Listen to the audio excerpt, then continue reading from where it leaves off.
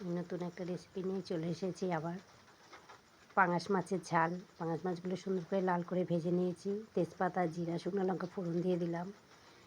জিরা বাটা, পেঁয়াজ, একটা টমেটো, আদা দিয়ে ভালো করে আমি একসঙ্গে পেস্ট করে নিয়েছি। কাঁচা লঙ্কা পরিমাণ মতন দিয়ে দিলাম। আপনারা চাইলে মতো ঝালটা আপনাদের মতন দিয়ে দেবেন, যে যেরকম ঝাল খায়। একটা মাঝারি সাইজের পেঁয়াজ নিয়েছি, একটা টমেটো নিয়েছি, নিয়ে একসাথে পেস্ট করে আমি দিয়ে দিয়েছি। পরিমাণ মতো লবণও দিয়ে দিলাম, হলুদও দিয়ে দিলাম। মশলাটাকে সুন্দর করে কষিয়ে নেব এবং কাশ্মীরি লঙ্কা আমি একটু অ্যাড করে দিলাম, কারণ একটু কালারটা না হলে ভালো লাগবে না।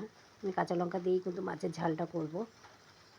সামান্য করে একটু জল দেবো আর মশলাটাকে সুন্দর করে কষিয়ে নেব, যাতে কাঁচা গন্ধটা চলে যায়।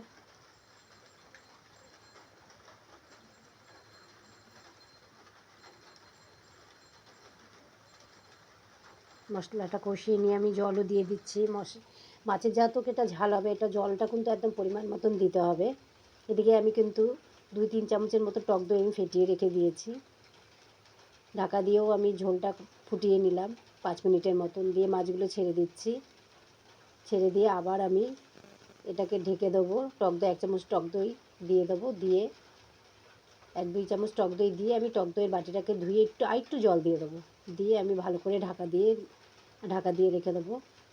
আবার 5-7 মিনিট আমি আবার এটাকে ফোটাতে দেবো। এবার কিন্তু মাছের ঝোলটা হয়ে গেছে।